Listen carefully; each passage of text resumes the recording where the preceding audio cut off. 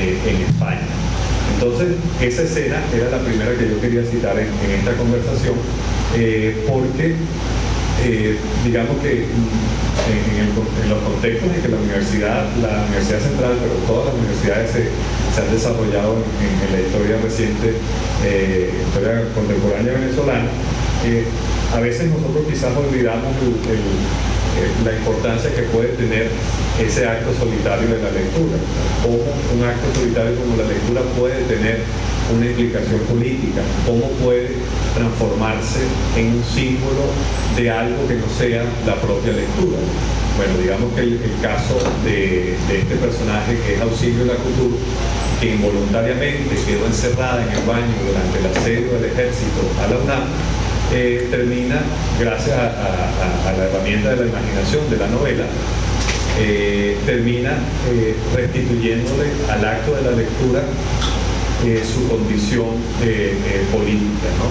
Es una forma no solo de distracción, de imaginación, sino de reconectarse con instancias de la realidad que no son tan perecederas, que no son tan cambiantes, ¿no? Muchas veces buscamos en los libros, a veces en los libros de historia, testimonios de que lo que estamos viviendo ahorita ya pasó antes, y testimonios de que eso que ha pasado antes se ha superado, ¿no? En ese sentido, la palabra escrita es como un polvo que se asiente, que nos permite darle cierta gravedad y cierta solidez a nuestros pasos, ¿no? Entonces yo creo que en estos momentos tan atribulados que estamos viviendo, yo creo que ustedes, yo, todos nos hemos sentido un poco como Auxilio Lacouture, ¿no? como un poco ridículos, un poco expuestos, ¿no? Pero al final esencialmente dignos, haciendo lo que vinimos a hacer acá y lo que sabemos hacer, que es lo que en realidad, lo único que sabemos hacer, que es leer, ¿no? No sé, Luis, a partir de esto.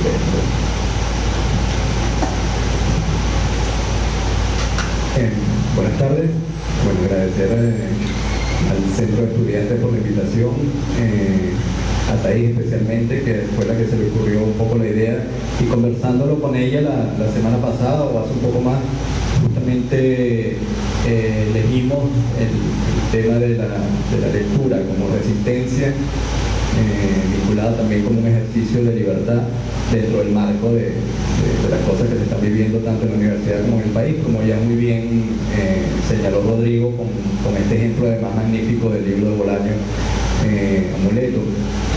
Y una de las cosas que yo pensaba justamente también es que, bueno, las escuelas de letras son esencialmente formadoras, más que de escritores, de lectores, y que asumir esa vocación de lector es ya asumir una vocación que es también un oficio, independientemente de que eso se convierta o no en un futuro en la vocación de la escritura, ¿no? Y cuando uno está muy claro de eso, entonces esa imagen, digamos, convencional, que quizás tienen muchas personas no vinculadas directamente con la lectura, de que el lector es un ente pasivo, de que el lector de repente está como perdiendo el tiempo, que no participa de las actividades, digamos, lucrativas, prácticas, fundamentales de la sociedad, empieza a variar si uno entiende también que la lectura tiene, por supuesto, unas maneras de accionar distintas a otro tipo de actividades, a otro tipo de disciplinas y profesiones de la sociedad. Es otro accionar, digamos, que opera de una manera mucho más silenciosa, de una manera mucho más discreta, ¿no?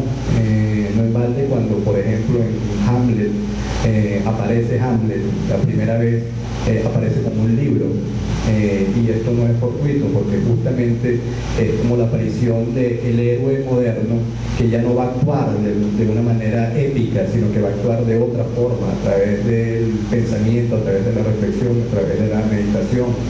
No es curioso entonces que uno de los mayores héroes modernos sea justamente un lector, que es el Quijote, ¿no? Y que el accionar del Quijote pase justamente a través de sus lecturas.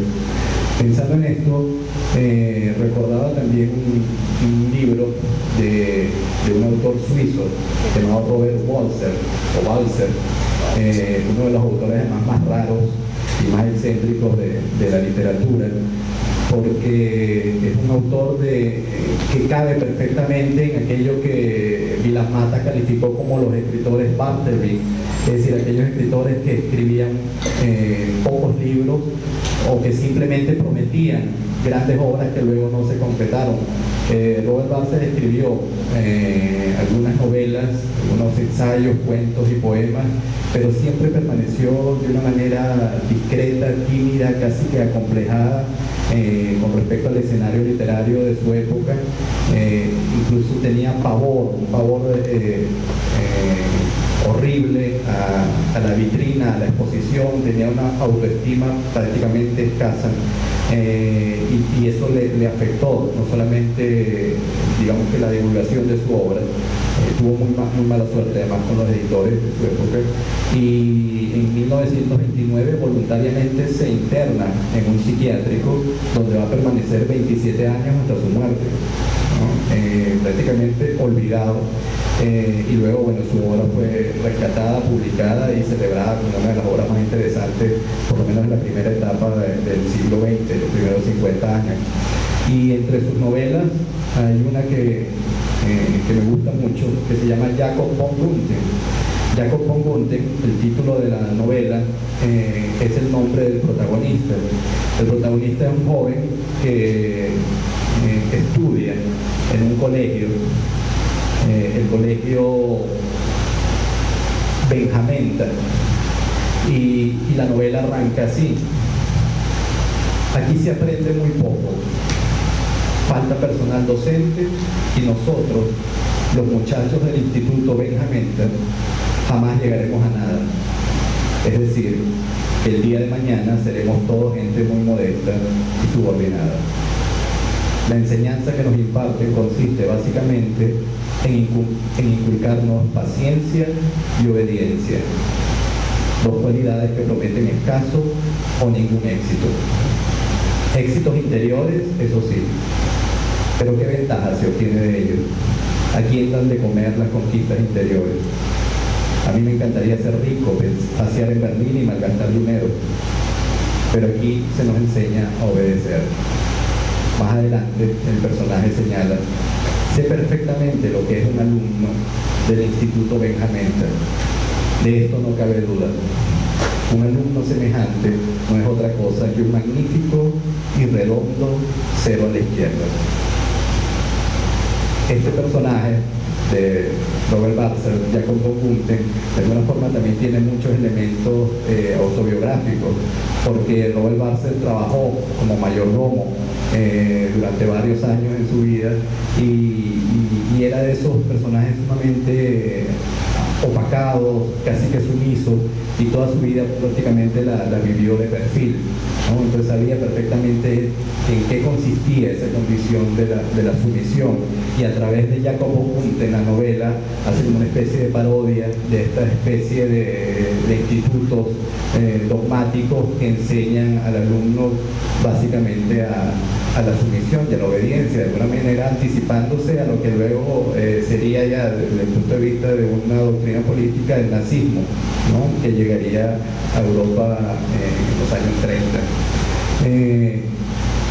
Quise arrancar con esta cita justamente porque el paro universitario, que ahora tiene que ver con no solamente con la UCB, sino con las universidades del país, no solamente se centra en mejoras desde el punto de vista salarial, ¿no?, de los profesores, en eso ya estamos bastante claros, sino justamente en las amenazas que tienen que ver con la libertad de cátedra, que tiene que ver con la libertad de pensamiento, y eso por supuesto tiene que ver con la lectura, ¿no? Si tenemos la universidad como un centro justamente de lectura, independientemente de la disciplina que se esté enseñando, ¿no?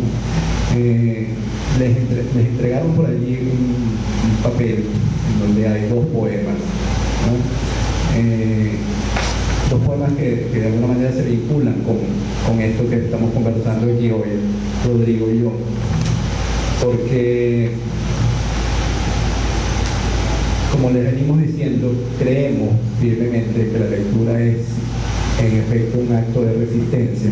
Hace poco vi una noticia que en la plaza Taksim de Turquía había una modalidad de protesta bastante singular, y es que las personas que se paraban en la plaza se paraban con un libro, ¿no? Y esa era su manera como de resistir, ¿no?, las embestidas de los militares o de las guardias represivas, ¿no? Y además no era cualquier libro, sino que se paraban con un libro que tuviera que ver un poco con el contexto de violencia y de represión que estaban viviendo. Es decir, había alguien parado con el 1984 de Orwell, por ejemplo, ¿no?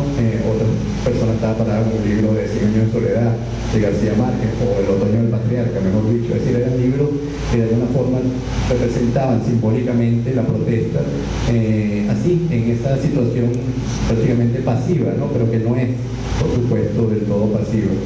Hay algo en eso pasivo, que por supuesto tiene una carga metafórica muy importante, porque justamente el ritmo de vida en el que vivimos, esta cosa vertiginosa, en donde pareciera que el apresuramiento marca todas nuestras actividades diarias, este apresuramiento que viene cargado también como una especie de ruido, nos impide justamente tener como el sosiego, la pausa, el silencio y la soledad, en la que no solamente podemos leer, sino que a través justamente de esa pausa y de esa lectura podemos encontrarnos un momento con nosotros mismos.